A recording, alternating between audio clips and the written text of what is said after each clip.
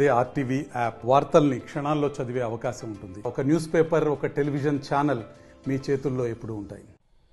తొలకరి జల్లులు కురిసిన నేపథ్యంలో రైతాంగం పూర్తిగా పంటలు వేసుకున్నారు. మొక్కజొన్న, పసుపు పంటలు ఇప్పటికే రైతులు తమ చేళ్లలో, భూములలో విత్తనం నాటుకున్నారు. అయితే వర్షాలు పడకపోవడంతో చాలామంది రైతులు నానా తంటాలు పడుతున్న పరిస్థితి. కొంతమంది రైతులైతే చిన్నగా బోర్లు నీరు పోయడంతో వాటర్ ట్యాంక్లో స్టోరేజ్ చేసుకొని పంట చేలను దానికంతకు సంబంధించి పారించుకున్న పరిస్థితి ఉంది. ఇక్కడ రైతాంగం పూర్తిగా నీటి పారించుకునే పనిలో పడ్డారు. ఇక్కడ కొంతమంది రైతులు ఉన్నారు, వారిని అడుగుదాం. చెప్పండి, మీ పేరేంటి, మీకు ఎన్ని ఎకరాలు ఉంటుంది?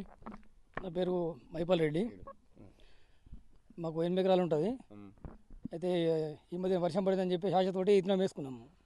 వేసుకున్న తర్వాత ఏమైందంటే ఆదివారాలు తెలియకుండా డబ్బులు విత్తనం పెట్టాల్సి వస్తుంది. మళ్ళీ ఈరోజు ఒక గుడ్డ మారింది పైన, ఇది వరిద్దామంటేనేమో నైట్లో కరెంట్ ఒకసారి, ఈరోజు ఏమైంది నైట్లో కరెక్ట్ ఇస్తలేరు. అదో ప్రాబ్లం ఉన్నది. వర్షాలు పడతాయని ఆశతోటి సోయలు అడుక్కున్నాం, సోయలు ఎండిపోయినాయి. మళ్ళీ దున్నేసి మళ్ళీ మక్క పెట్టుకున్నాం. ఇప్పుడు బాధతోటి ఏం చేయాలి అర్థం కాకుండా మళ్ళీ ఇప్పుడు దున్నేయాల్సింది. ఇసుక పారకుంటే ఒక 4 రోజులలో మళ్ళీ ఎండిపోతుంది. ఇది మళ్ళీ దున్నేయాల్సిందే. అంటే ఇప్పటికే మీరు పంట చేలన్నీ వేసుకున్నారు, దీనివల్ల వర్షం పడతాయని చెప్పి ఆశతో వేసుకున్నారు. మరి డ్రిప్ పైపులు కూడా వేశారు. డ్రిప్ పైపుల ద్వారా ఏమైనా బారిస్తున్నారు? డ్రిప్ పైప్ తోటి ఒకటే రోజు బారించినాం. పారించేసరికి సోయలు ఎగినాం. ఆ సోయ ఎండిపోతుందని చెప్పేసి మళ్ళీ అక్కడ వరుచుకుందాం అనేసరికి ఇది ఎండిపోతుంది. అక్కడ పసుపు వేసినాం, పసుపులో మక్క పెట్టినాం, మక్క మొత్తం చనిపోయింది.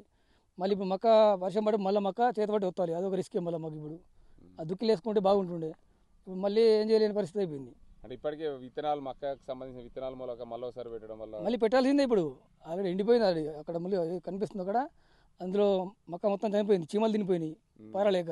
పసుపు ఉడికిపోతుంది. మళ్ళీ వర్షం పడితే పసుపు ఉన్నట్లు పసుపుగా దెబ్బతినే పరిస్థితి అయితే ఉంది ఇప్పటికైతే. ఇక్కడ మరో రైతు ఉన్నారు. పూర్తిగా రైతాంగం ఖరీఫ్ చాలా అయిందంటే చాలు రైతులు తమ తొలకరి జల్లులతో పంటలు వేసుకునే పరిస్థితి. రైతులైతే ఇప్పటికే చాలామంది తమ పంట చేనుల్లో పూర్తిగా పంటలు అయితే విత్తుకునే పరిస్థితి ఉంది. చెప్పండి, మీరు ఎన్ని ఎకరాల పొలం మొక్కజొన్న కానీ, తోట కానీ, పసుపు కానీ వేశారు? ఏంది పరిస్థితి? 4 ఎకరాల్లో మొక్కజొన్న వేశాను, 2 ఎకరాల్లో సోయాబీన్ వేశాను. సోయాబీన్ కూడా వర్షం పడ్డది కదా అని చెప్పేసి తొలకరి వస్తుందని సోయాబీన్ ట్రాక్టర్తో వేసాము. వర్షం మొత్తం ముఖం చాటేసింది. కనీసం ఆ మొలకెత్తే పరిస్థితి కూడా లేకుండా ఆల్రెడీ సోయలన్నీ ఖరాబ్ అయిపోయినాయి. మొలకంతా మాడిపోయింది ఎండ వేడికి. దాదాపు 38 నుంచి 40 డిగ్రీల ఎండ కొడుతున్నది. ఈ వర్షం పడకుండా కానీ డ్రిప్పు బిందు సేద్యం ద్వారా పారిద్దామని అనుకుంటే గవర్నమెంటు 9 సంవత్సరాలలో అసలు బిందు సేద్యం అనేది డ్రిప్ ఇరిగేషన్ ఇవ్వలేదు. ఇప్పుడు కాంగ్రెస్ గవర్నమెంట్ అన్నా ఇస్తే కొంచెం పారించుకోవడానికి వీలుంటుంది అని అనుకుంటున్నాము. భూగర్భ జలాలు కూడా పూర్తిగా అడగంటిపోయినాయి. పారిద్దామన్నా కానీ నీళ్ళు పెడదామన్నా కూడా బోర్లు వాటర్ పోస్తలేవు. అంటే ఇప్పుడు బోర్లు ఏమో వర్షాలు తొలకరి జల్లులు పడడంతో మీ పంటలు వేసుకున్నారు, బోర్లు అంతంత మాత్రమే నీళ్లు పోయడంతో బోర్లు పడతాయి. అసలు ఏంది పరిస్థితి?